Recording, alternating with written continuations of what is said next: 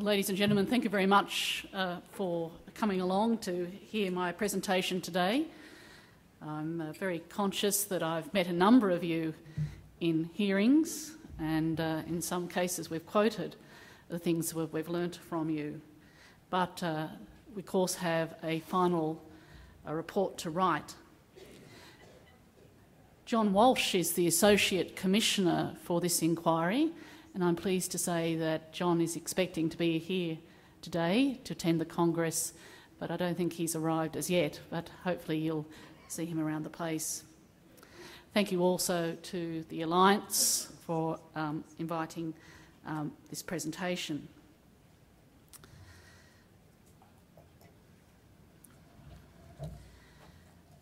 The Commonwealth Government asked us to undertake an inquiry into the feasibility of a national disability insurance scheme.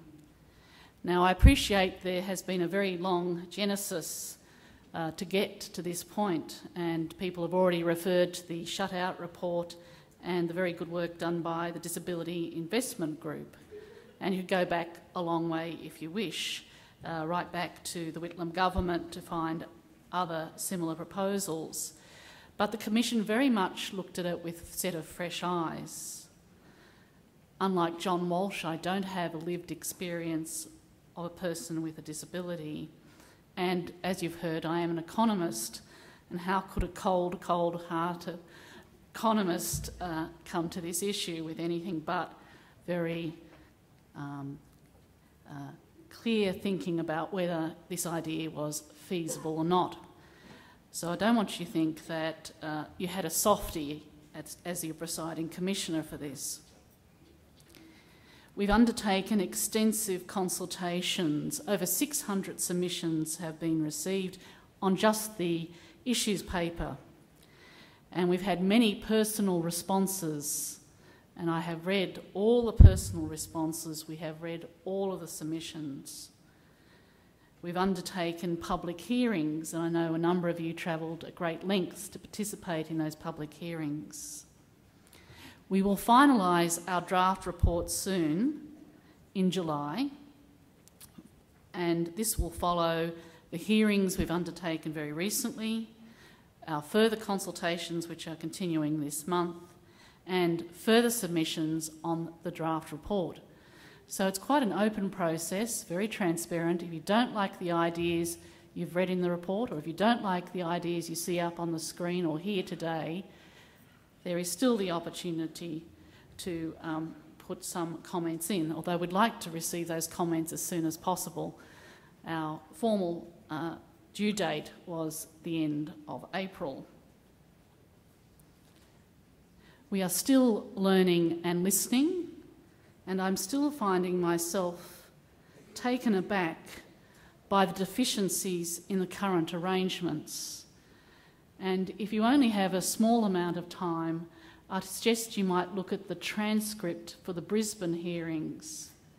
I don't think I ever would have anticipated that I would have heard what I heard in Brisbane.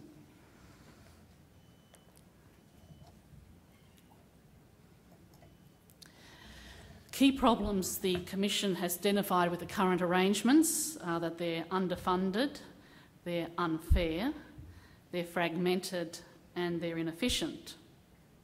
And we've used this phrase, the postcode lottery. I know Bill was using it as well, but we've given examples of how people's supports vary, but depending on which side of the border you were on. Current problems include families facing an uncertain future. I can't tell you how many people pointed out to us the anxiety they face about their own future and those of their loved ones, because they can't be confident that funding will be there when they need it. There's failures to intervene early, there's lack of clear responsibilities, there's no real choice of power.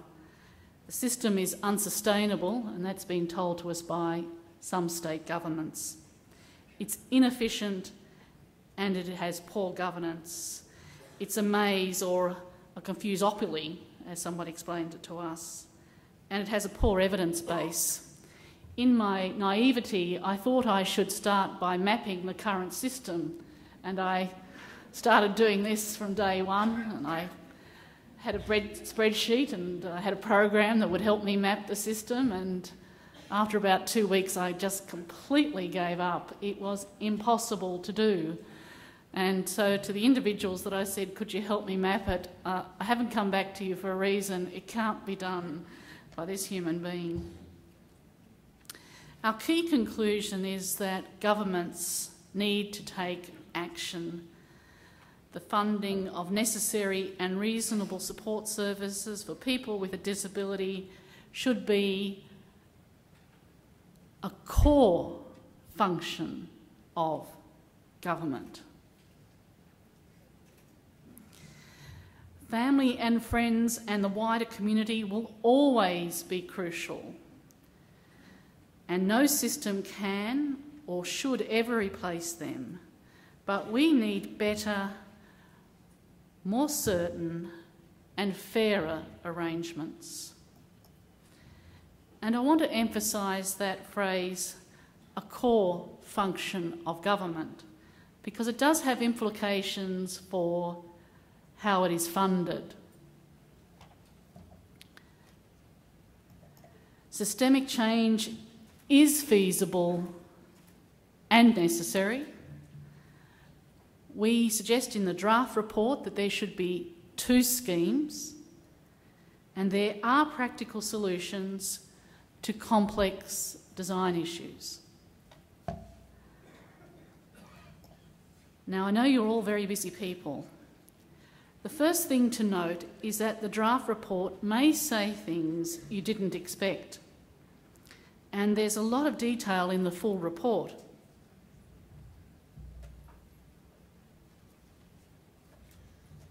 This is like the key findings. And this is volume 1 and volume 2 of the full report. Now, I don't expect many people will have got through the full report. So for those that have, congratulations. We probably could meet in a small room somewhere because it is a heavy read. But I am going to take the time, and I hope you don't mind, I am going to take the time to go through some of the key findings, because I expect it's worthwhile everyone seeing them so you can have a chance to react to them. We have independently looked at the current arrangements, and unlike I think what Bruce successfully championed at the 2020 summit, we recommend 2 and not 1 scheme. Now, you might have thought that the Productivity Commission is usually about market solutions to problems, and why can't the private sector, private insurance sector, look after this issue? And what about private insurance? Because the Commission is known, even though its abbreviation is PC, the Commission is known for taking a very market-orientated approach to things.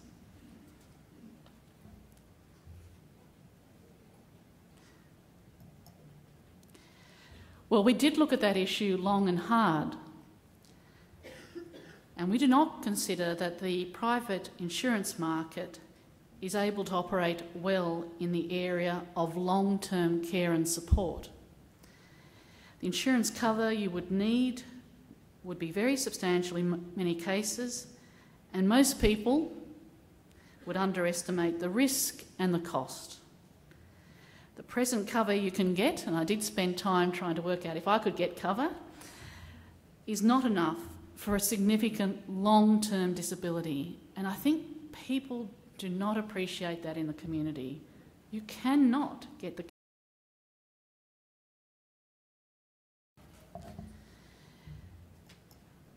Now, if you have half an hour at some stage to ensure that you know the work we're doing, maybe to see that very telling and compelling testimony from Brisbane, to follow the submissions that are coming in, including from governments,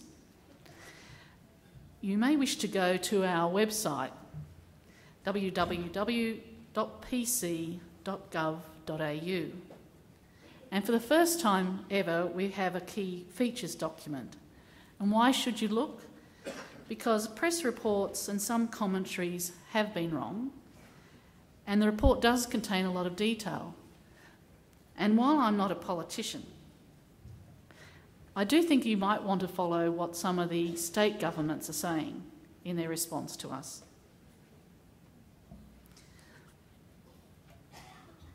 Now, the two schemes. One scheme to cover all new catastrophic injuries from all types of accidents, drawing on existing no-fault motor vehicle accident insurance schemes. The individual state schemes would form a federated catastrophic injury scheme, the National Injury Insurance Scheme. So this is an injury-based scheme for new cases, new accidents. It is the smaller of the two schemes. It would cover catastrophic injuries from motor vehicle accidents, medical accidents, criminal injury, which is a rising area of significant injury in Australia, and general accidents occurring in the community and the home. It would provide lifetime care and support.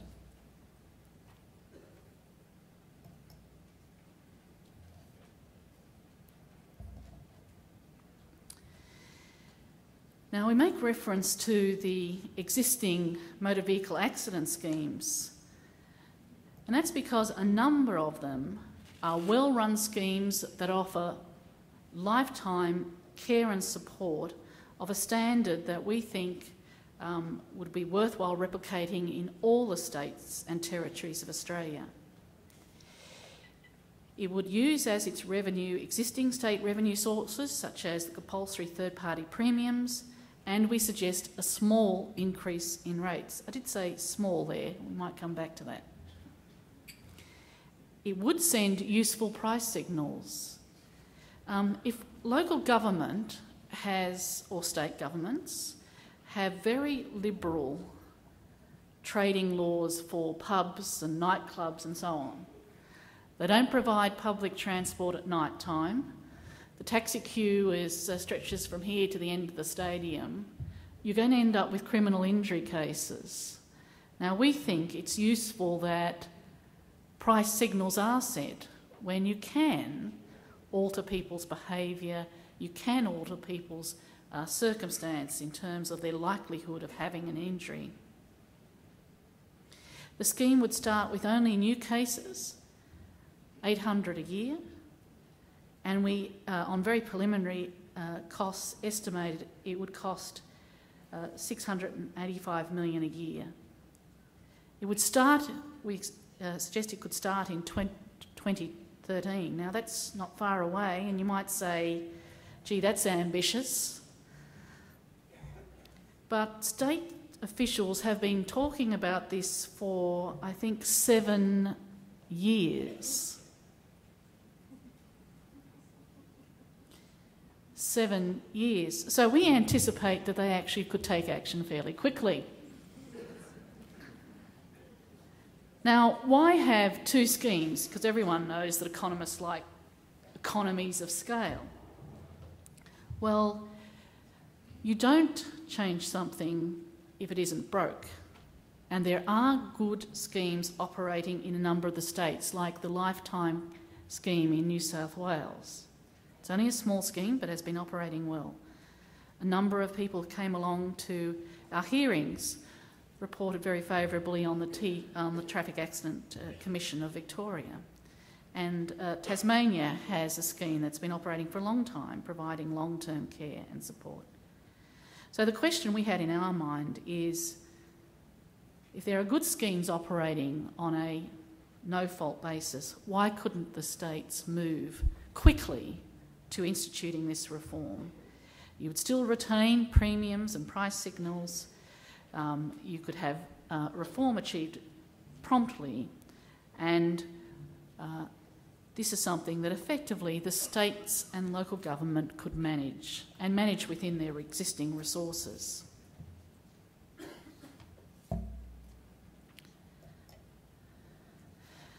Now to the larger scheme, the NDIS.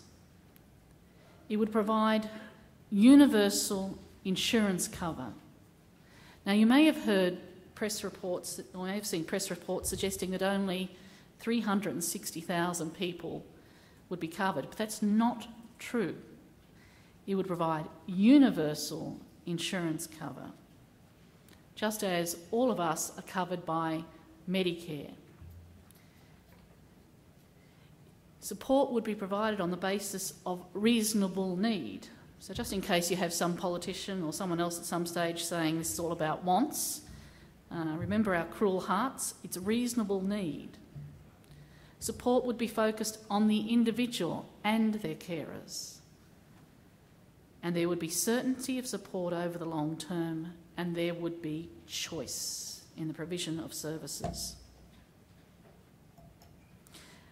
Now, I apologise that this diagram is so small, but again, you might want to have a look at what's available on the website. But if you can imagine a series of 3 concentric circles, that's the way to think about it. The first tier, Tier 1, is about social participation and minimising the extent of disability. It's targeted at all Australians. It's about ensuring, and the Assistant Treasurer referred it to earlier, that local government is thinking about access, that state governments are thinking about their arrangements in schools and in courts, that employers are thinking about, rather than getting someone on a 457 visa, what talent is available locally. Tier 2 would be about information, referral and web services, trying to address that confusopoly that we heard about, that maze, the fact that I couldn't map things, that people would receive personal assistance to find out that there are in fact support groups in their town. There are support groups in their local area.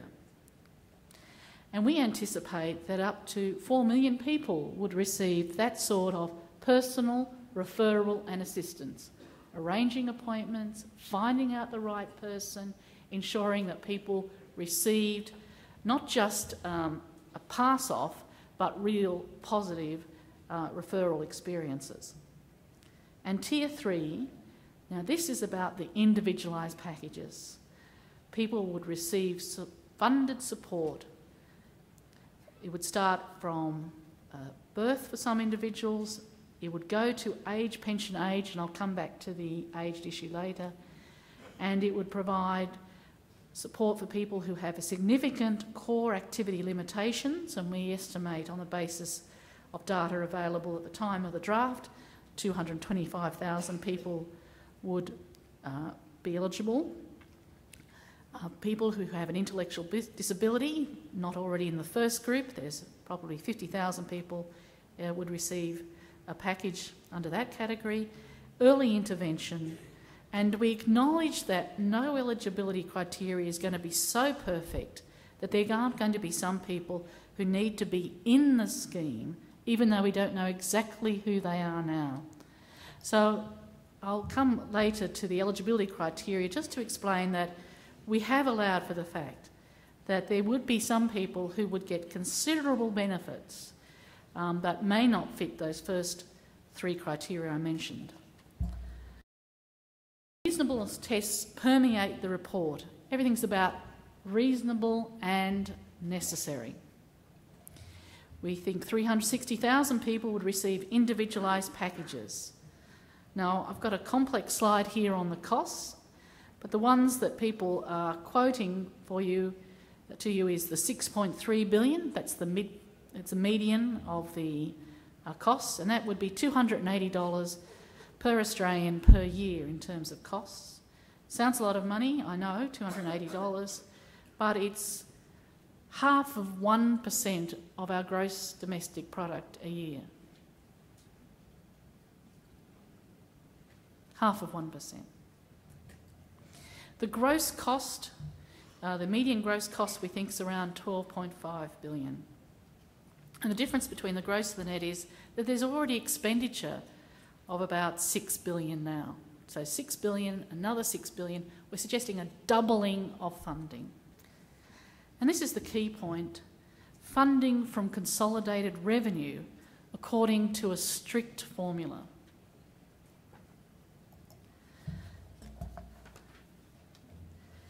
Here's our suggestion for the eligibility criteria for individualised packages.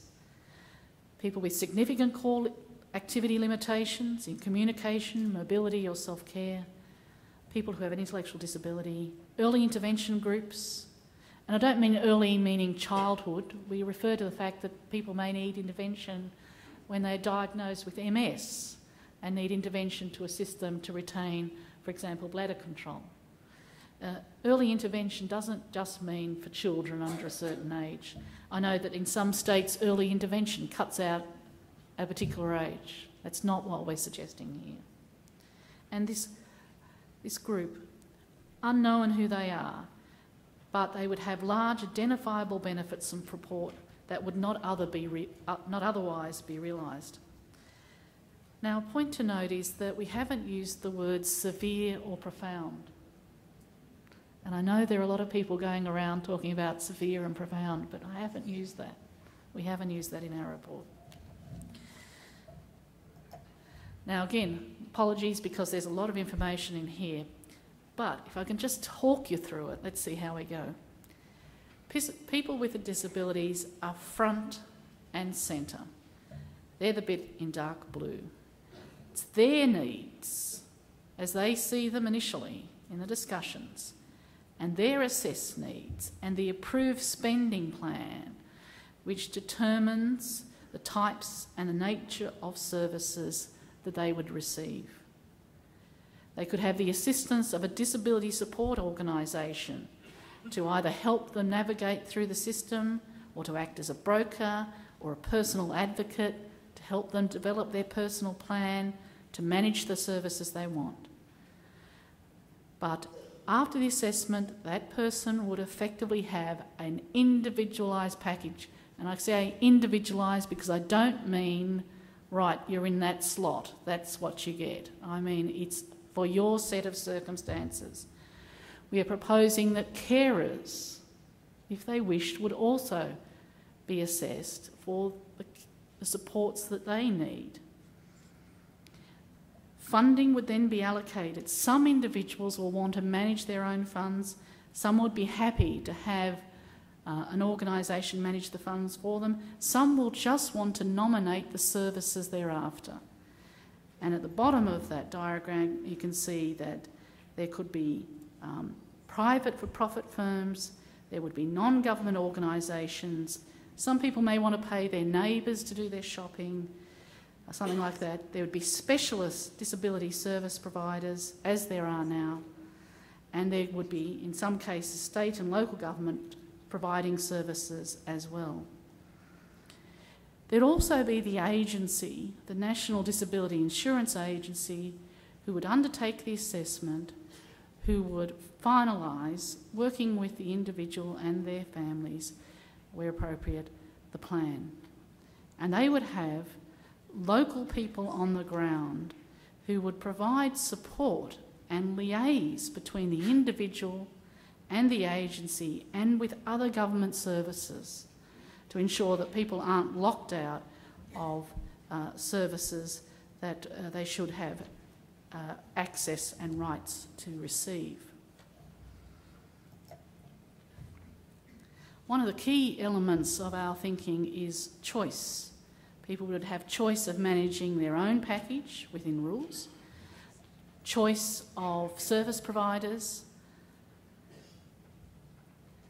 and the choice, if they wish, to have a disability support organisation act as their individual advocate or as their broker, or a combination of these. Certainly we had someone present to us who was a barrister, used a wheelchair, said that she was perfectly capable of organising some of the services herself, but she wanted to leave the management of other functions to someone else. Now, interestingly, in the UK, where they've gone down the route of individualised packages more fulsomely, about 10% of people want to manage their own package. It does vary from local government area to local government area. In some cases, 40% of people want to manage their package. They can nominate that I want the community access to be regular football club activities.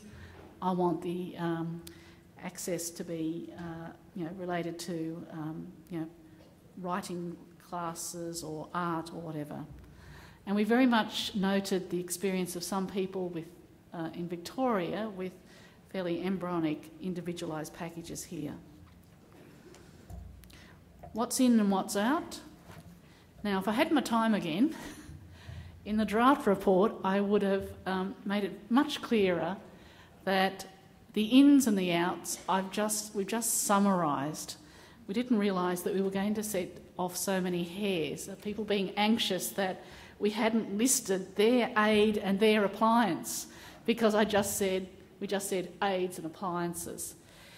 Now, it's two ways to go on having a summary. So let's go through it. Attendant care, community access, aids and appliance, home modifications, vehicle modifications, supported accommodation, you may want to challenge me on that, respite, taxi vouchers and supported employment, early intervention and with funding for innovation. Now back to aids and appliances. As a young policy advisor, I've been told this story, I don't know if it's true, it's probably apocryphal, that if you actually write down really precisely a piece of equipment, there's a chance that in a few years' time you're going to be embarrassed. So, for example, the story goes that someone stipulated that certain submarines had to have an 846 computer in them, and that years later people were rummaging through old computers to be able to reproduce an 846 computer. Now, it's hard to know which way to go. Do I provide a full list so everyone's comforted that there's the talking clock and there's the white cane? Or do I say, wait a minute, there's a chance that there's going to be some technological breakthroughs around the corner? Anyway, I'm open to suggestions on that. We're still thinking about that one. What's outside the NDIS? Public housing, although we do suggest there should be reform in that area. Education, health, except early intervention therapies, which we think should come into the NDIS. Income support, open employment. We're especially seeking the views of people about the mental health interface, support for those with psychiatric disabilities, should it be in or out.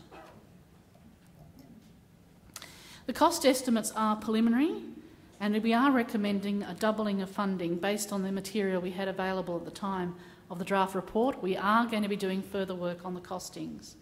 To be paid from consolidated revenue, in other words, paid from the budget, using a legislative formula into a separate account so there is certainty of funding. Now, the cost is significant, but as Bill said, we are a wealthy country, and not many people have this figure in their head, but I wouldn't mind if you did. Our national income per year is $1.3 trillion, and I thought, well, maybe people don't know what a trillion is, so it's 1,300 billion dollars. And the federal budget next year is expected to be $380 billion per annum. And we're talking about $12.5 billion per annum, per year. And only 6.3 of that is an increase.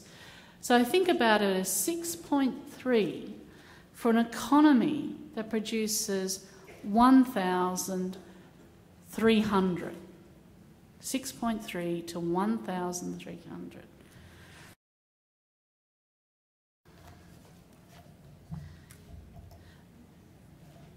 It is our view that the budget costs, while significant, are manageable and affordable. In reality, there are high costs now. Individuals and families face those high costs now.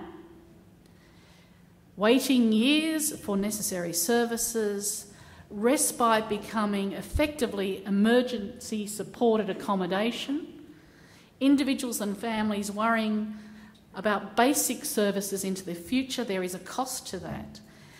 Longer and more frequent stays in hospital because appropriate care was not provided at the right time, people giving up paid work and lost opportunities for paid employment by those that have disabilities and those that care and love them. We looked at alternative financing, we looked at private insurance, we looked at the European social insurance models, we looked at state and local government taxes, and they can afford a small injury scheme. We looked at the GST, that's ambitious. We looked at the levy on personal income tax, and we looked at the idea of a share, that's that earmarked idea, an earmarked share of consolidated revenue based on a formula, and that's the one we went for the big scheme. We looked at state responsibilities and we looked at the Australian government's responsibilities, and because we were after certainty for the individual and their family, we went for the Commonwealth because fundamentally the Commonwealth has got the better taxes. So we are suggesting that it's the Commonwealth funds the entire NDIS scheme, that the states shouldn't be given a chance to free ride. Now, Prime Minister Rudd some time ago thought of the idea of funding more of health and having the states give up some of their GST.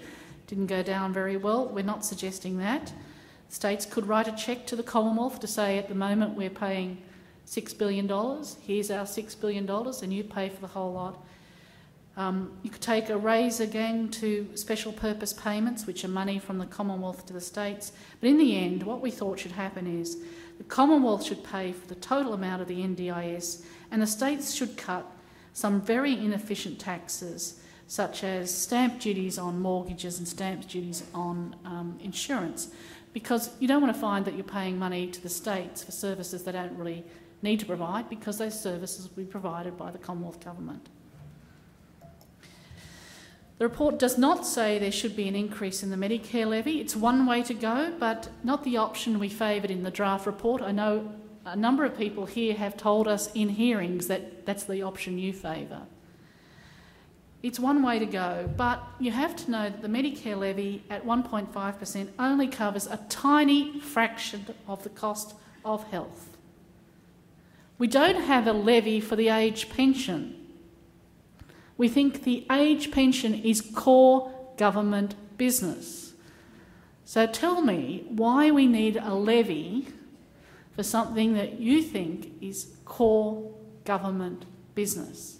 And if you have the levy at 1.5% for health, and most people thinking it pays for all of health, it doesn't, how could you increase it enough to pay for all of disabilities without someone saying, wait a minute, that sounds odd. 1.5 pays for all of health. It doesn't. So you'd have that whole confusion. Now, maybe the politicians will go down there, but I'd have to say at this stage, we think it should be just as the age pension is. It should be out of the budget. It should be in a dedicated fund that is available to the NDIA, National Disability Insurance Authority, to spend on services. So, now, conscious that I've got to catch up a bit of time, so don't get anxious, you two. There are many parties that would play a role. There would be the National Disability Insurance Agency. We're talking about having it independent of government. It's federated in the sense that the states and the territories would have a role in who's on the board. Would have proper governance, but effectively it would be funded by the Commonwealth taxes. Specialist services and support providers would obviously be key players. There'd be links to other government-funded services. There'd be disability support organisations. There'd be mainstream services. There'd be governments. There'd be courts, obviously, to make sure the NDIA is doing the right thing. And just in case I get another 50 questions on this, we have heard the message that we didn't spend enough time mentioning carers and the important role they play and the role for generic advocacy. Got that message? Thank you. Now, the thing is, the individual is at the centre of this model. Recommended timetable. Now, the good news is, because sometimes our reports don't get out of bubble wrap, sometimes our reports are dismissed before they're received, I'm pleased to say that state and federal governments have already agreed to consider our final report at the Council of Australian Governments meeting, COAG. Now, I don't know when that will be, but we don't complete the report till the end of July, so I hope that you'll be looking out for what governments end up doing in response to our final report. We put a recommended timetable in the report. We suggest that just next year they should, in fact, as soon as they can, they should have a memorandum of understanding. They should establish a task force full-time to work on the transition. They should have an intergovernmental agreement signed by 2013, and they should appoint the board immediately after that. They should recruit and train key staff, build infrastructure, have consultations on fine details, provide information to people. It should roll out in a region by 2014, and then it should roll out nationally, available to all who need it by 2018.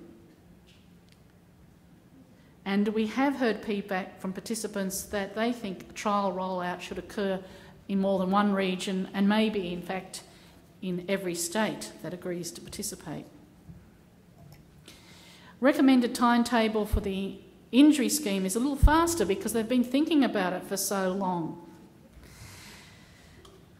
There could be an agreement as early as February next year, even earlier. They have a meeting earlier, they could agree earlier. They could then ensure that we move to a no-fault arrangement for those that have fault-based schemes. We suggested in the draft report it should cover all vehicle accidents and medical accidents, then it could extend it to all catastrophic injuries, and then have an independent review in 2020 to look at how both schemes are performing and whether, in fact, there should be consideration of the schemes merging. Our work finishes on the 31st of July. My last report was about trade agreements. I don't know what my next one will be about, but our work finishes, and I thought you should know that. We hand our report over to the government, and then it's up to governments and the political process, and that will determine when it's released, and that will determine the outcome. Now, I'm happy to take questions, and you can download the overview, which is about 60 pages, summary, which is about 12, the full report, hearings, transcripts, submissions, and including state submissions, anytime you like by going to www.pc.gov.au. So thank you very much for your attention.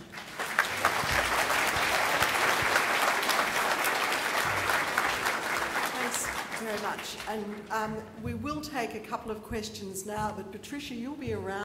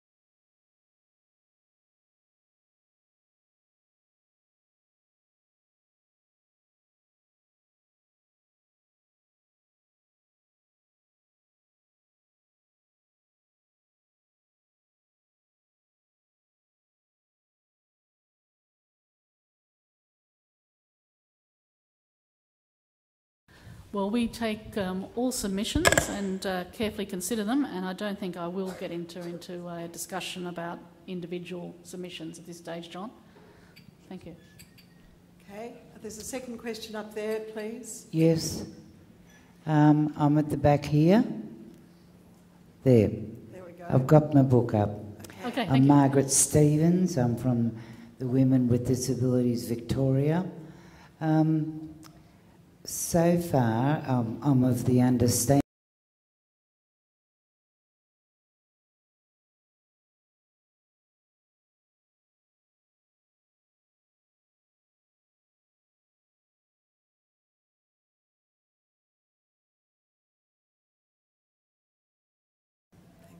Thank you.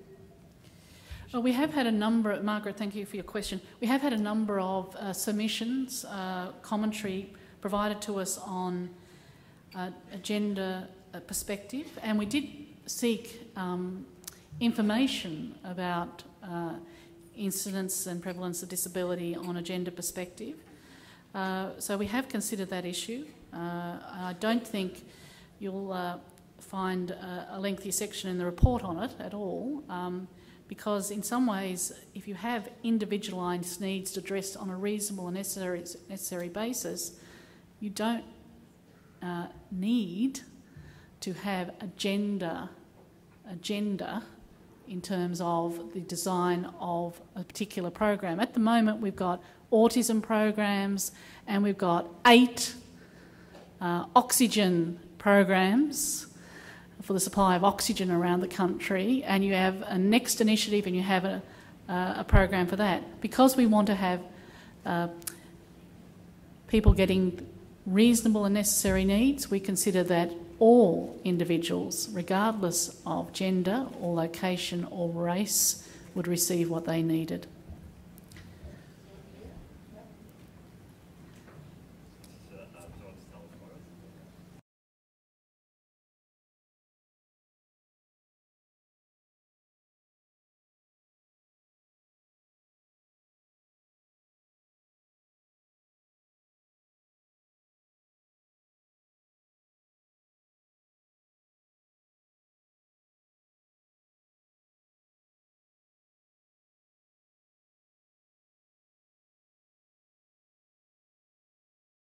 For coming, and I could listen to you all day. I just wanted to say you've done a fantastic job in putting together the report. I read both volumes. The question I have is the $12.4 billion, is it going to be enough? And how do you define what's reasonable? I'm thinking in terms of recognising that we're all going to have our own views of what we need to live reasonably. How will reasonable be determined in the NDIS? Okay, they're good questions, and thank you. It's George, isn't it? Yeah, hi George again. Well, 12.5, we're still doing the numbers. If you recall from the large report, at one stage we only had 3 weeks with some of the necessary data, and the new data we're after comes available today. So we'll be working very hard, the team will be working very hard on those numbers. So that's why it's a draft report and we get to do more work on the numbers. What constitutes reasonable? Now we are suggesting that as part of the assessment process that the individual with disabilities talks about, identifies what their aspirations are, what their needs are, that they have a personal plan. Because not everyone's needs are the same, even if they have exactly the same condition, because it depends upon the natural supports and the community around them, depends what their interests and desires are.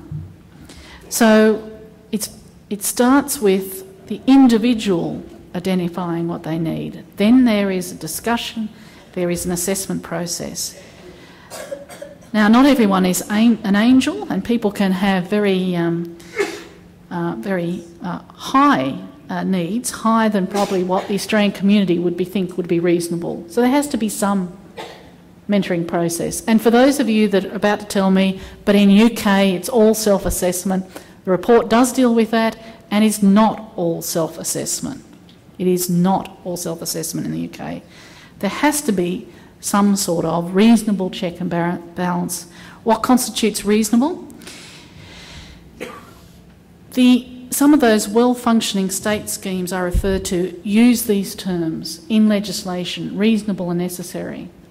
And we would recommend in the draft report the application of those terminology, so that people take into account the fact that the scheme needs to be sustainable, but also that individual circumstances must be considered. So someone living in Albury and living in Drummoyne in Sydney could well get different packages on the basis of what's available to support them in their community. So I hope I've been clear, George. Thank you. There's a question up here. There's the microphone. I'm Anne Singh. I'm a client representative from Narella. You said about aged care that it would be discussed later. Well, Sorry. yes, that's fine. Yes, what is going to happen about when we reach aged care stage? Okay, thank you, and thank you for keeping me honest. I had forgotten. So, look, this is a contentious area, and we have had a lot of testimony in hearings about this. It turns out, and that the government has given the Productivity Commission an inquiry into aged care at exactly the same time, and they finished their work a month before us. So we're doing this at the moment. What are you saying? What are you saying? What about that idea? And vice versa, backwards and forwards. And we haven't landed this plane at all, so we're still very open to ideas. The government's terms of reference to us, and they go for about 3.5 pages, actually say that we're to look at non-age related disability. And of course, frailty does increase for many individuals as they age. So coming up with a definition of non-age related disability has been near impossible. So we have fallen back to that very convenient pension age idea. So we put 2 proposals in the draft paper, Anne. One is that at pension age, if people are already in the scheme and receiving an individualised package, that at pension age they could decide whether they want to receive their services from the aged care system or whether they want to continue to receive their services from their current providers in the disability sector or mainstream sector. The funding, however, would come from, as it does now, in most cases, from the aged care funding bucket. That's one idea. The second idea, and this is what happens with some state-based accident scheme, is that someone, a lot wiser than me, is able to determine, and this happens in New Zealand, is able to determine which bit of your need relates to your age and which bit of your need relates to your disability. Now, apparently people are able to do it. We just thought it sounded really tough and difficult and source of, endless fights. So I'd have to say we had a preference for the first. Now, the important thing to note, though, I didn't say you are automatically in the aged care sector. It's about where the money comes from. And if you think that 12.5 billion is a cause for people to pause to think, imagine what the number would be if we made all aged care needs related to disabilities on top of that number. And I think that's something we and you might have to think about as well. And is that enough of an explanation? Patricia, I think at this stage, because we've gone over time, what we're going to do, because I can see tons of questions, is find a place to put you back on if you would be so kind, so we can continue the questions during the day. So we'll promise to come back, but Patricia's also around, so you could talk to her or put them down in writing where they could be shared, the answers could be shared with others too. So there's many ways to ask a question. But Patricia, I hope you don't mind me just relating a story, because you really educated me quite strongly when you said that in your experience as Secretary, especially of Communications and an industry-based department, that it's quite common for industry types to come to government to ask for large amounts for things to do with industry. And that, one of the things that Patricia related was how concerned people are about asking for this amount from our government, from Treasury, from consolidated revenue. And it really does indicate how oppressed we are in a way. That we don't just think, if that's going to fix it to a large degree, well, what a small price to pay. And it's about time that that money came forth. And I thought that was a very, very powerful message for us, that we've had the Productivity Commission crunch the numbers and give us a really solid estimate. And as Patricia says, they're not exactly a left-wing, sort of think tank, pushing things along on that side. So this is a conservative body, market forces saying it's time and that this is what's needed. And I really thank you for the absolute thoroughness. That's one thing that we've got, for the first time, a detailed and really thorough assessment. And it is time now that something's done. So thank you so much, Patricia, not just for the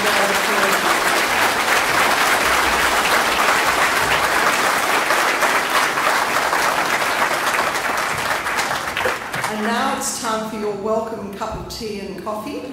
We're going to turn